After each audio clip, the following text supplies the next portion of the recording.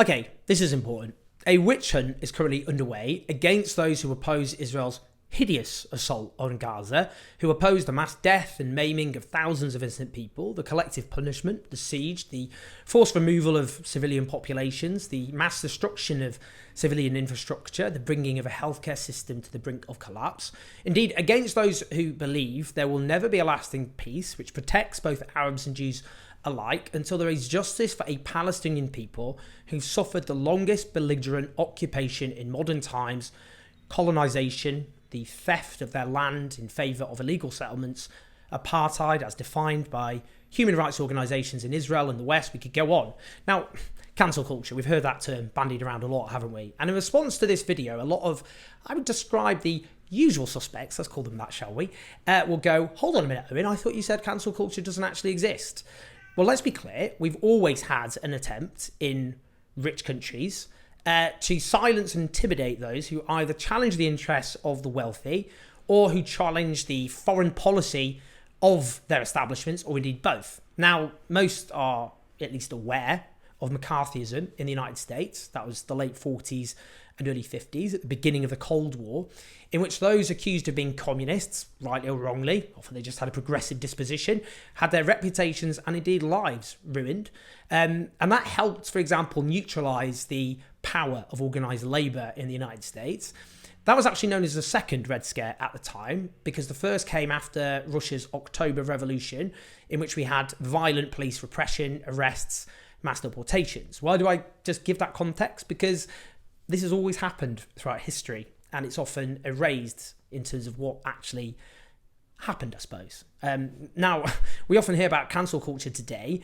Often that simply refers to famous people with massive platforms getting criticised on social media, not quite the same, and then using that to claim they're being silenced, which they claim in their newspaper columns, on TV, radio, in their books, in public events. You get the picture. Now, let's talk about how those who've had the temerity to think killing innocent people is bad and that oppressed people shouldn't be oppressed, how they're being treated.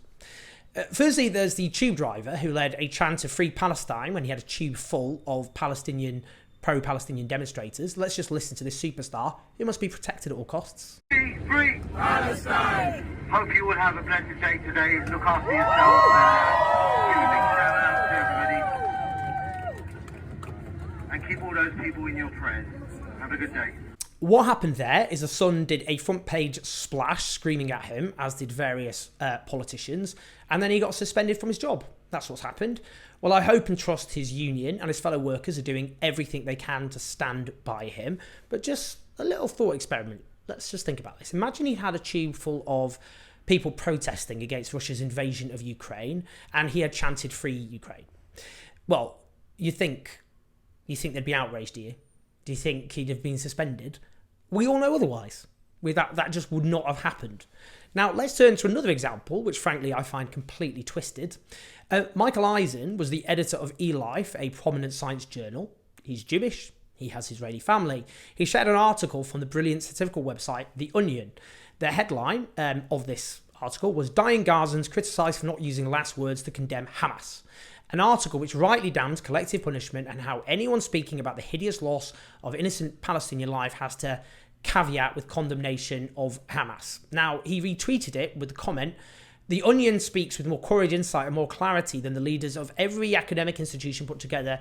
I wish there was a Onion University." 10 days later, he tweeted, "I've been informed that I've been replaced as the editor-in-chief of eLife for retweeting a Onion piece that calls out indifference to the lives of Palestinian civilians."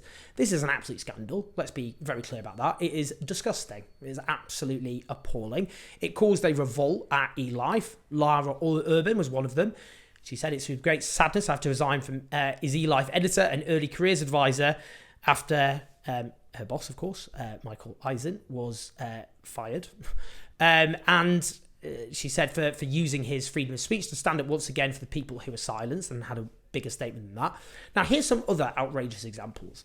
At the Frankfurt Book Fair, a Palestinian author, Adenia Shibli, a very celebrated author, was due to receive a prestigious award. A jury had awarded her the 2023, I'm not going to say, was it Libérateur Prix award for her novel, Minor Detail.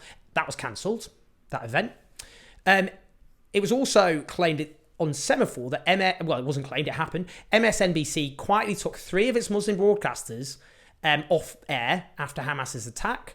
So a scheduled Thursday night episode of the Mehdi Hassan show on the streaming platform Peacock. Mehdi's a friend of mine. I've known him for years. He's one of the best journalists I've ever come across, and is absolutely incredible on this issue. Also, they reversed the plan for Aymer Moulyadine to fill in for Joe Reid's host, an Egyptian-American journalist who aggressively previously questioned Israeli leaders on strikes in Gaza. I'm glad to see Mehdi since been back on air, but what the hell happened there? I mean, taking off 3 Muslim anchors. Here's another example. The Israeli-British historian Avi Shlaim, who's born actually back in 1945, just before the foundation of Israel. His brilliant work challenged the official Israeli historical narrative.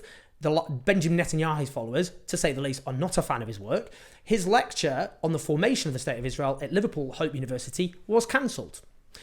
Here's another example. An agent at the top creative arts agency, which is called Maya Dakil, who represents the likes of Natalie Portman, Madonna and Tom Cruise, was forced to resign after expressing her fears of potential genocide. And for those who think that's hyperbolic, the United Nations has warned about the danger of genocide and called for the Palestinians to be protected from that risk.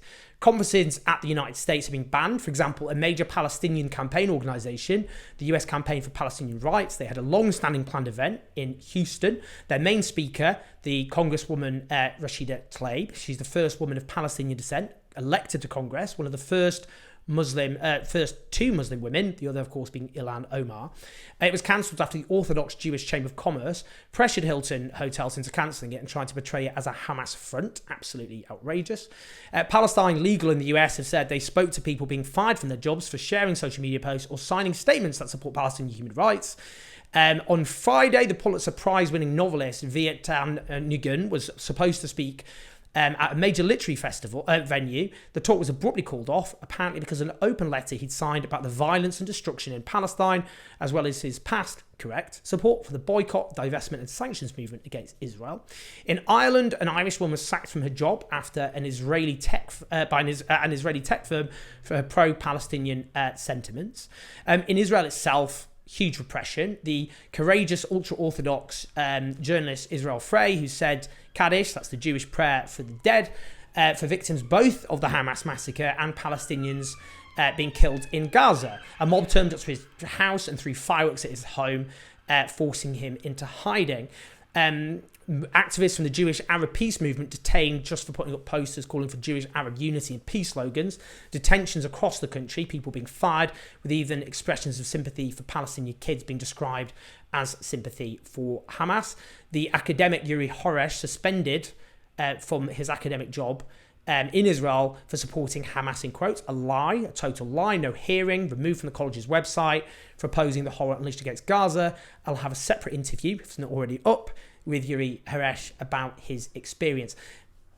You can see what's going on here, can't you? There's a deliberate and vicious attempt to silence and intimidate those who oppose a war crime being committed with the support of Western governments. That's what's happening. And this has to be fought back. It's obviously not just an attempt to suppress freedom of speech, a basic right in a democracy, and intimidate people. It is about trying to crush solidarity with Palestinian people in order that the Israeli massacre in Gaza can continue with active Western support, because they know that if they can neutralise and intimidate their opposition, then we won't build a movement to pressure our governments to cease this absolute horror. That's the point of this exercise. It's a political point. It's a political move. It's not simply vengeance. It's not an emotional spasm. It's a clear and deliberate attempt by those who support what Israel is doing to silence their opponents, to stop them being in a position to build sufficient power and pressure on their own governments to cease the crimes currently being committed and which have been committed for a very, very long time. So we have to show courage. We have to stand up for everyone who speaks out in support of the Palestinian people and who speaks out against war crimes, and those who support a just and peaceful settlement which will offer Arabs and Jews peace and security. So be aware of what's happening. Do keep sending me examples. I'm going to keep coming up with examples. We've got to fight this. Everyone with a platform has to fight this. There's a responsibility to do that. But yes, all the free speech mob, all the cancel culture mob, where are they now? Not so vocal. A lot of them are just cheering this on. It was never about free speech. For a lot of these people, what they meant by free speech was the right to say things which were offensive and racist about minorities who lack a voice and suffer persecution, and then having a response to that. What we're talking about here are war crimes being committed and people being victimized because they stand against it. That's what's happening here. There is a difference. But yeah, do send me the examples in the comments box. I would love to see those comments and to try and do everything I can to raise awareness. Please like and subscribe. Do support us on patreon.com/OwenJones84 to keep the show on the road. Listen to the podcast. I'll speak to you in a bit.